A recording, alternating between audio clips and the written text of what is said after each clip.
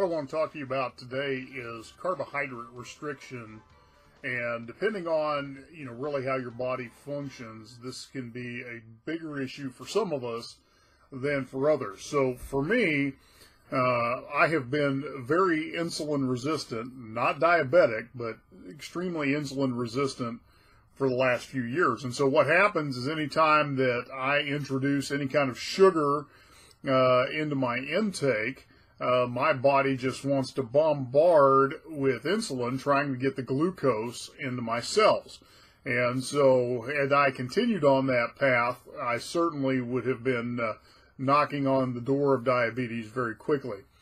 One of the things that I have found in my own keto diet journey is that I have to be extremely restrictive on the carbohydrates. So I'll give you a couple of examples, because one of the things I do is I track my eating on MyFitnessPal.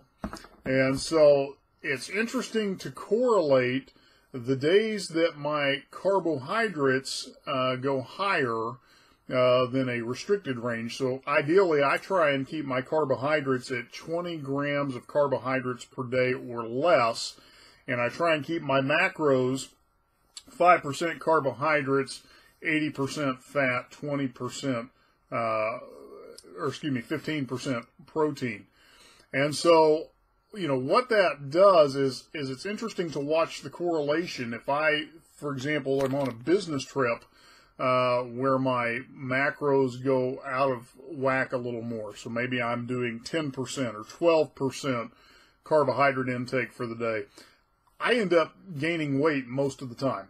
It's very interesting to watch that correlation, and so I've learned that for me, I have to be very restrictive on the carbohydrate intake, in particular because in those carbohydrates tends to be a lot of sugars. And so for me, the thing that has helped me, really accelerate the fat loss has been being very restrictive on those carbohydrates.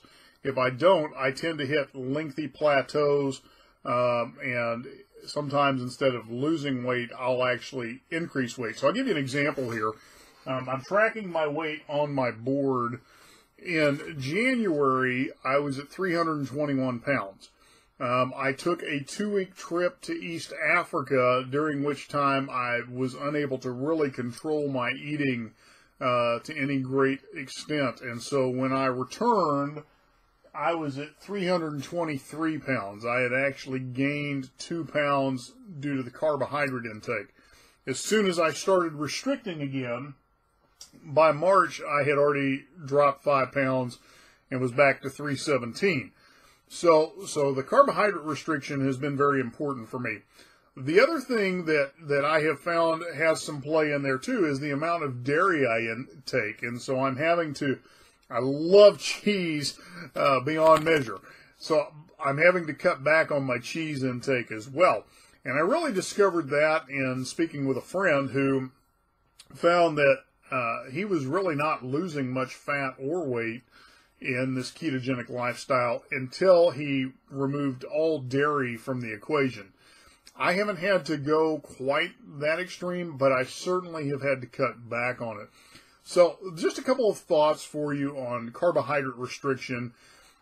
Part of this is trial and error with your own metabolism, your own body, seeing what works best for you, what that balance is that works best for you. I have just come to realize from blood work and from just watching the scale, watching how I feel, energy levels, acid reflux, the whole 9 yards, where I need to be dialed in at. And for me, it really is a high restricted carbohydrate intake. And so give that some thought. One of the things I want to bring your attention to, there's a link below this video, turboketo.com. This is actually a hack that was designed through research for the U.S. Navy, where you can put your body into ketosis within 1 hour.